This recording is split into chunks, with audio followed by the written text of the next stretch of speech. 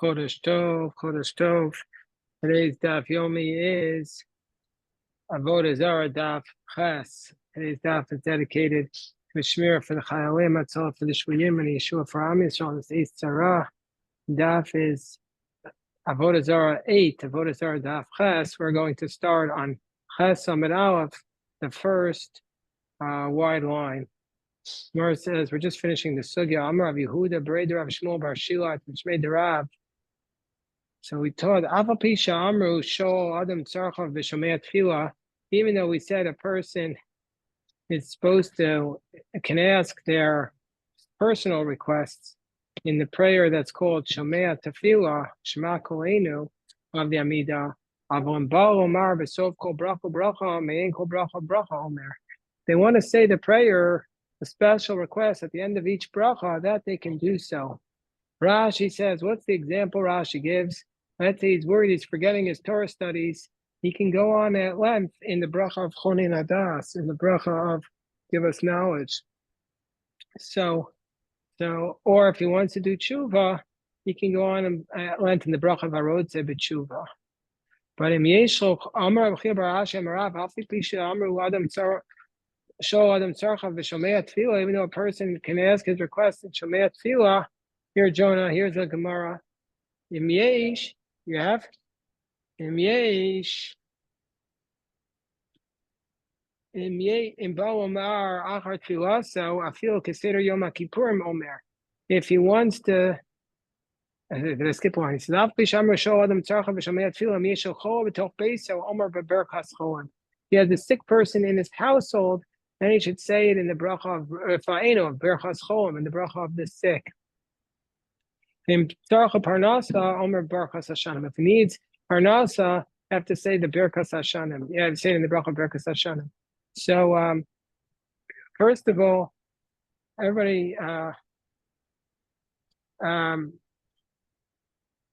so it says if there's a sick person in your household, you say it in Rofei and Rofei Choleinu. This means you're not supposed to pray for everybody in your household because it's unending all the sick people in the world. So you could start praying for every single person. So you're supposed to say Chol B'Soch Beiso. If there's somebody specific sick in your home, that's who you say prayers for and Rofeinu. Otherwise, you say pray for all of Israel. But you can't just start adding prayers for random people you don't know, even though they're worthy of our prayers. Otherwise, it becomes rote, it becomes too much, it's not meaningful. So you're supposed to pray bad prayers for the sick people in your household. Of course, your household could be a little bit more expanded than just like your nuclear family. It could be somebody who's like family to you. Even though a person says you're supposed to answer your question, but if you want to add it on after your prayer, then you can add on as much as you want. Afil Keseder Yom HaKippurim Omer. And even you could say it as long as the Vidoy of Yom Kippur, you could say it after your prayers. Another thing, like if you want to add on a lot of personal prayers, there's two things that I want to point out. Some people say it's ideally you shouldn't say it in all three of your prayers. You should just say it in two out of the three, because then it becomes rote. Let's say you're always praying for like a specific thing. You shouldn't just say it in all three of your prayers every day, because then it becomes rote. You don't focus on it. So say it only two out of the three, and then it's more meaningful. The other thing is, if you have a lot of personal requests or gratitude, add on into your prayers. When should you add it on? In the beginning or at the end? So some say you're better off adding on at the end of the Amidah, because once you get up after you say the bracha of Shalom and you start adding on those extra prayers, then if there's Kaddish or Kedusha, you can answer. So you're not missing from the Kaddish or Kedusha. On the other end, there's an advantage of saying in the beginning, because then you're saying it with more intensity. So those are the factors. So now we're up to the Mishnah. These are the holidays of the idolaters. Kalanda, Satarnuda, Kartisim. Okay, we're going to see what those are. And Yom Genusia. This is Shamachem. This is the day where the king became king. Yom Aleda, the king's birthday. Yom Hamisa, the king's death. So these are the holidays that you're not allowed to do business 3 days beforehand.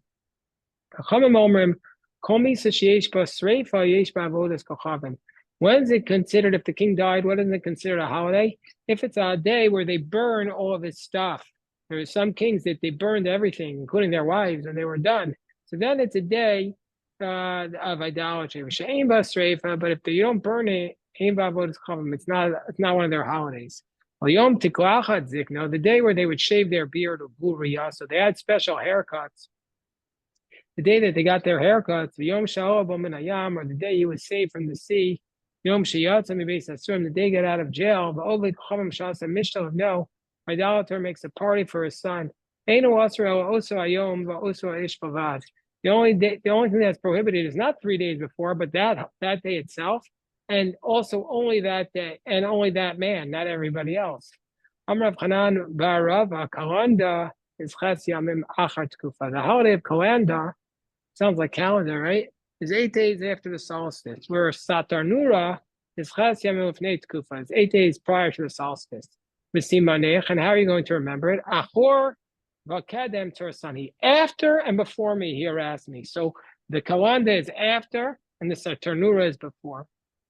And we'll see why the Kalanda is mentioned first, because that was the first holiday that was observed. Tana Rabbanan, this is how.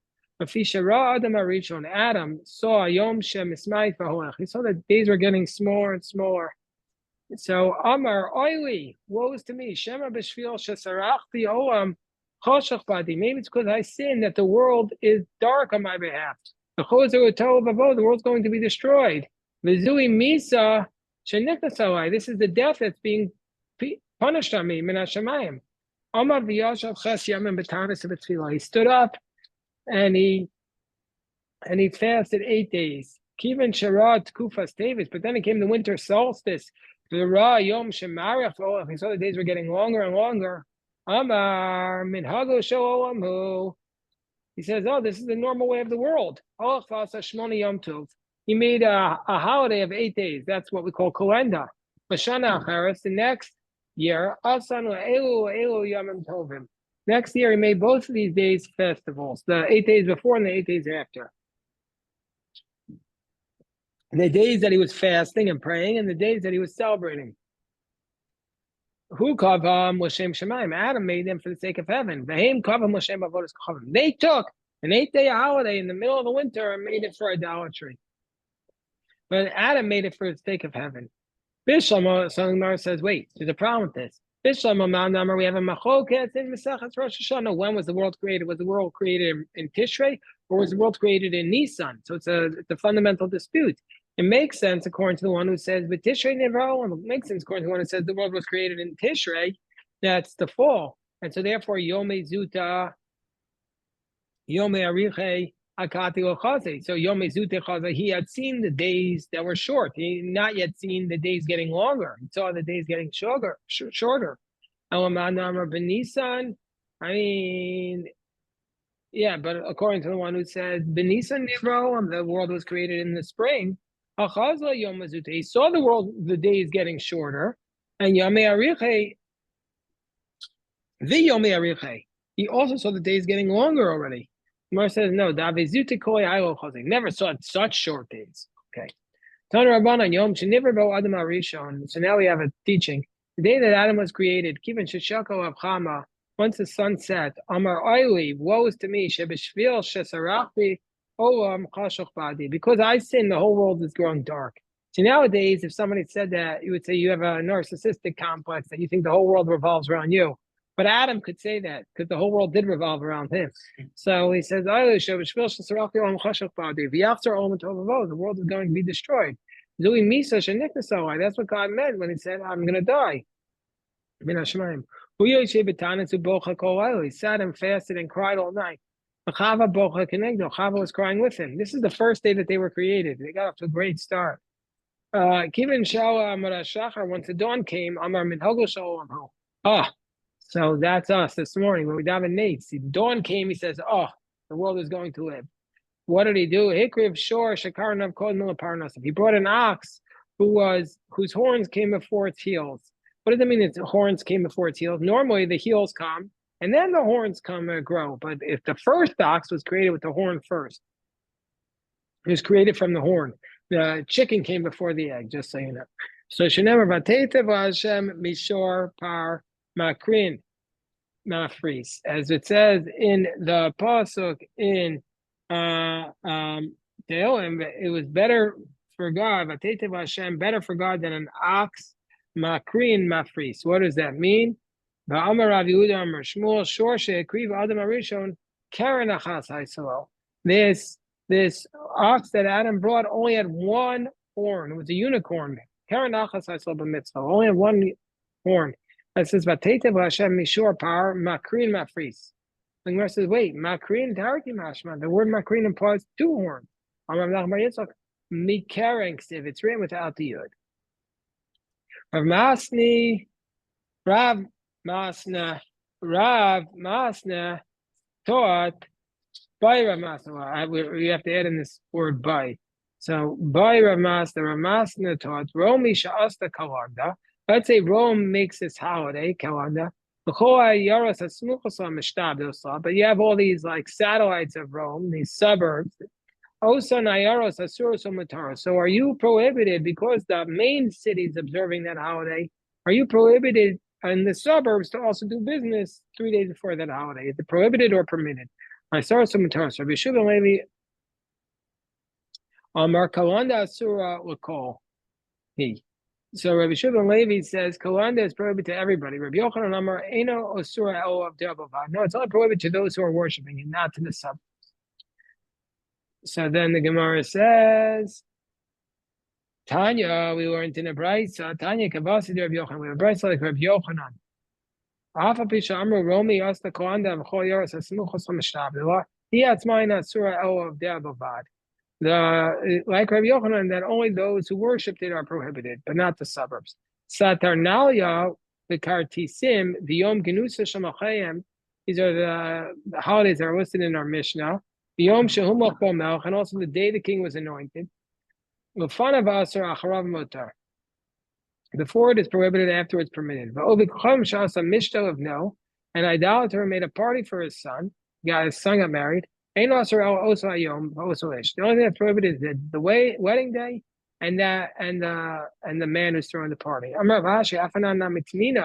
We learned this in our Mishnah. Yom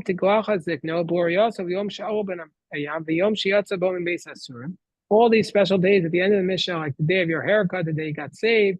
The only thing that's prohibited is that man and that day. I understand that day. It's that day is excluding the day before, day after. Why does it say that man? It's excluding the only people who are prohibited are those themselves, not the people who are subservient not the servants of the man. The workers for the man of the wedding. And so too, just like we say by an individual, so too the Gemara assumes we say it's by a city. It's just the city itself, not the suburb. So Tanya Rabbi Shmuel Omer Yisrael shebechutz laaretz ovdei avodas kochavim b'tahara. So this means the Jews living outside of Israel, even though they think they're doing nothing wrong, they don't even realize without intent, and they don't pay attention to it, they're worshiping idolatry. They don't even realize how they're worshiping idolatry. How so? Ketzad. Let's say idolater throws a party libno for his son. He's a nice guy, so he invites all the Yidden of the city. Even say, no, I want to get kosher food. They bring him in the wrapped up kosher meals. He brings in his own wine. He says, I need my own waiter. Made with them. Still, we view him as though he ate from the sacrificial offering. Doesn't matter, you bring your own food. As it says, they'll call to you, and then you're eating from his offering. So even though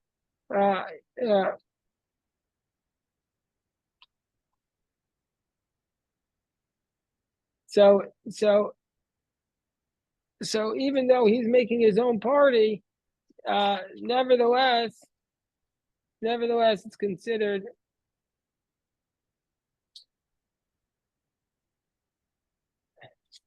Nevertheless, it's considered like he's eating from the offering. I was one time used to be a rabbi who was the head rabbi of Shalom, like in the 20s. And I found his biography, so I was reading it. I think his name was Rabbi Gedalia Silverstone or something.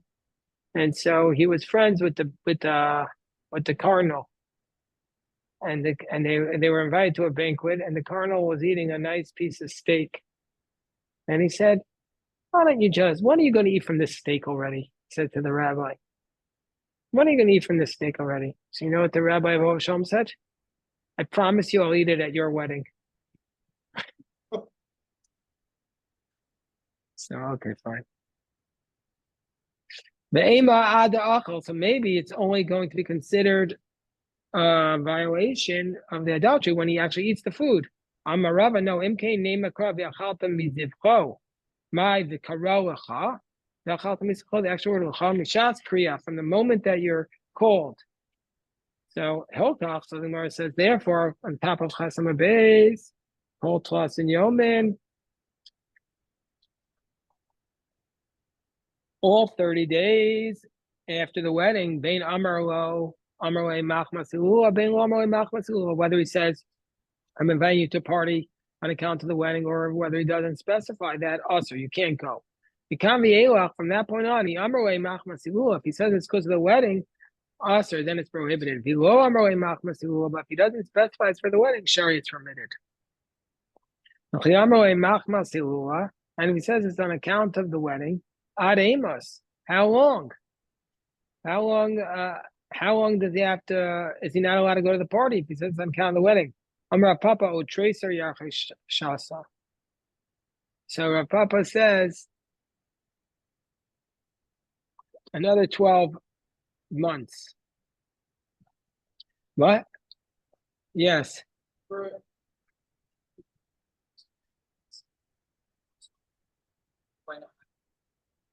Well, but they're not worshiping idolatry. Here, the concern is that they're going to worship idolatry. It's a Jewish man.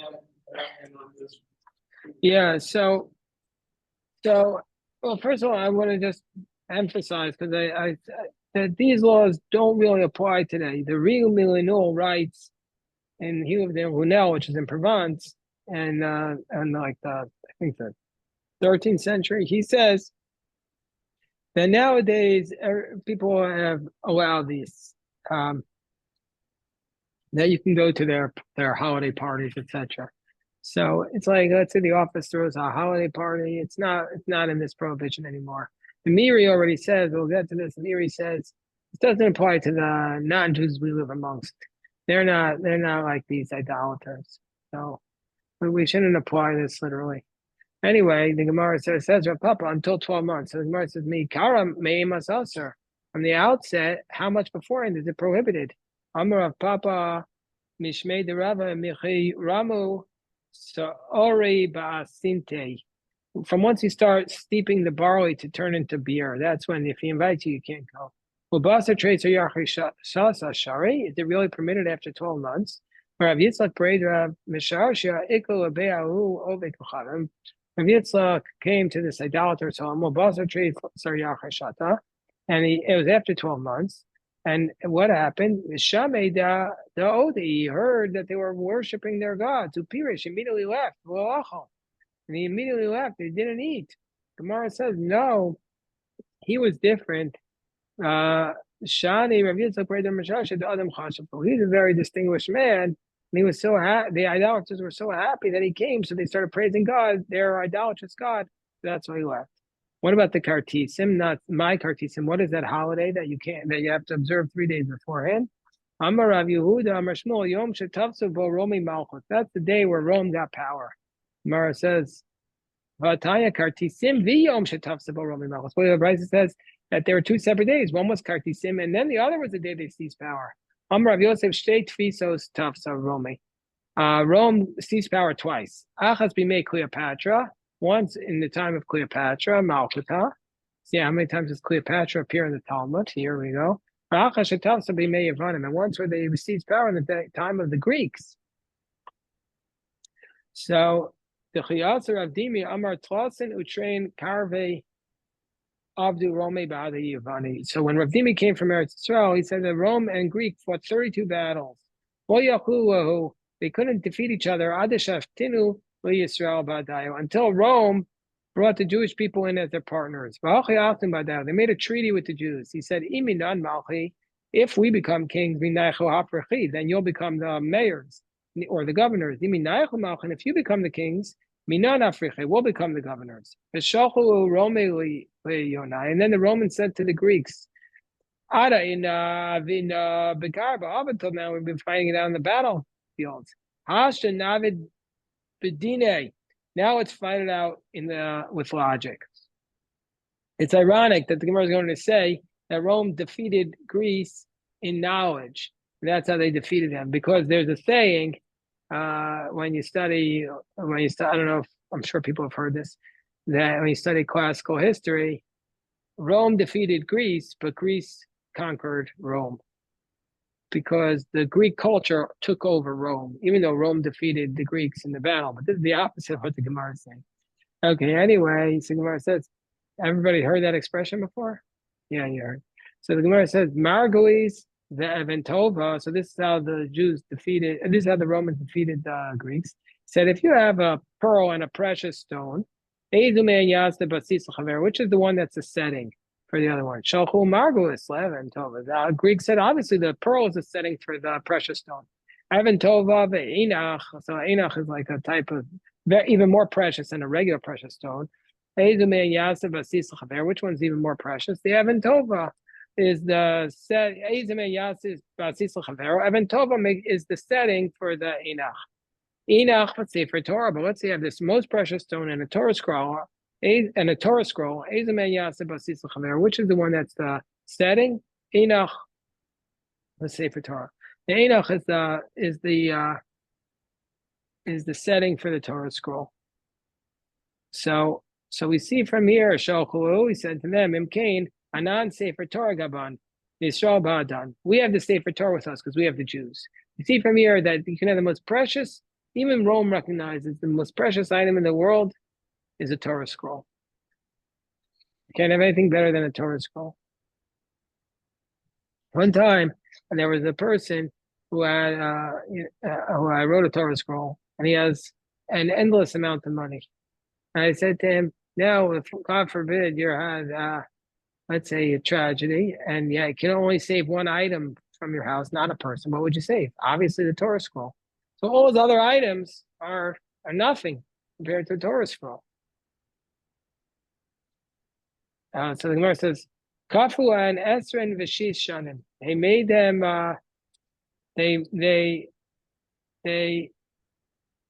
So Kafua.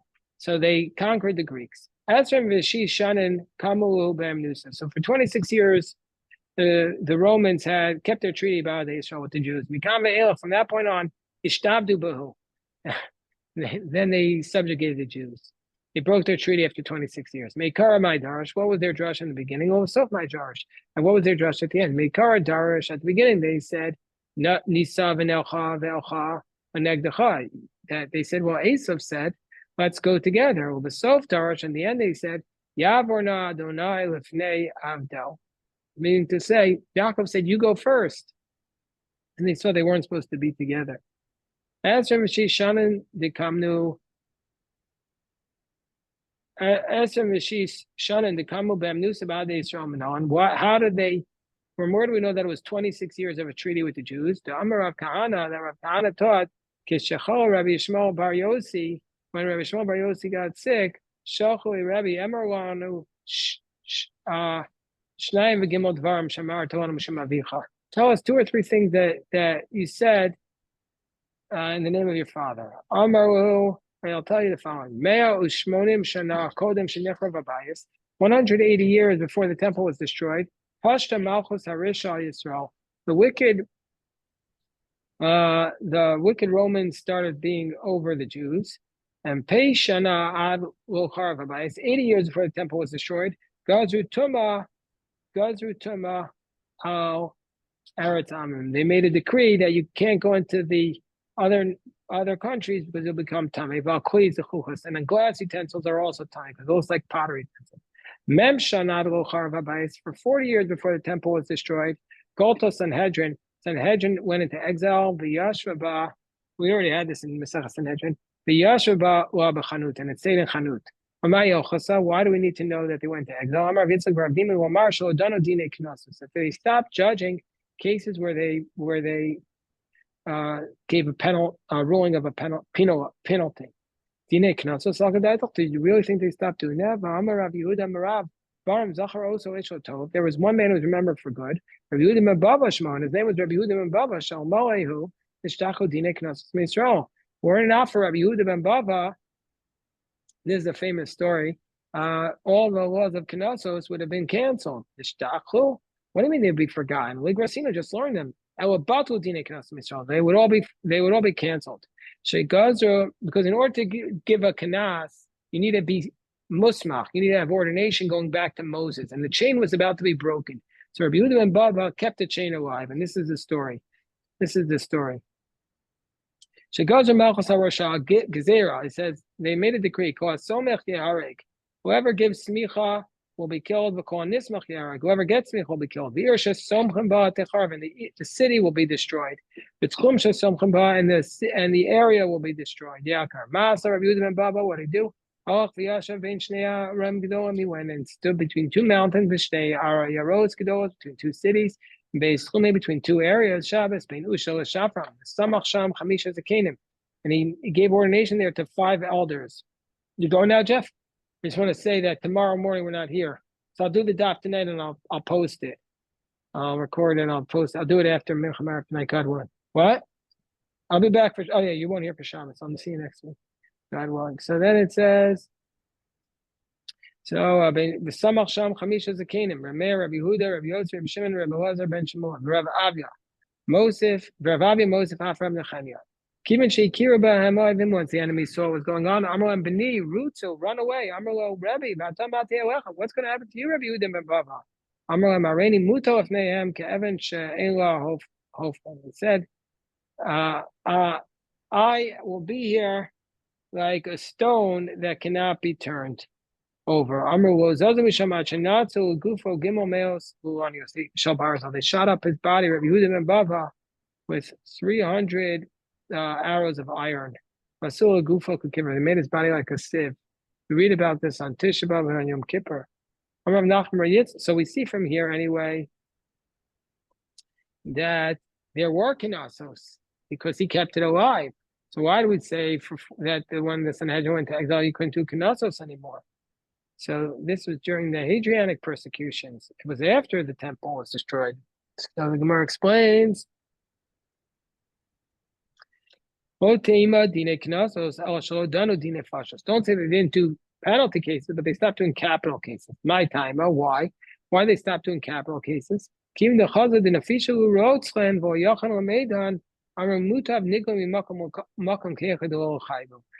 saw that there were so many murderers and they wouldn't be able to judge him properly, they said, we're going to go from place to place so that we can't obligate them to die. Which is a strange idea, but the judges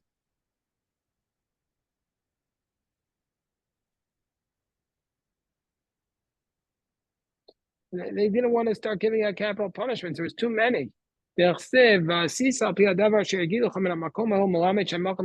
they were in the Lishkas Haggadol in the Sanhedrin were they able to give the ruling of the capital punishment. Okay, anyway, this is today's daf. We'll do tomorrow's daf, God willing, tonight, and we'll pick it up again on Shabbos Kodesh. We'll do tomorrow's daf. We won't meet in the morning. We'll do it tonight, God willing. We'll stop here if anybody has any questions. Yes, yeah.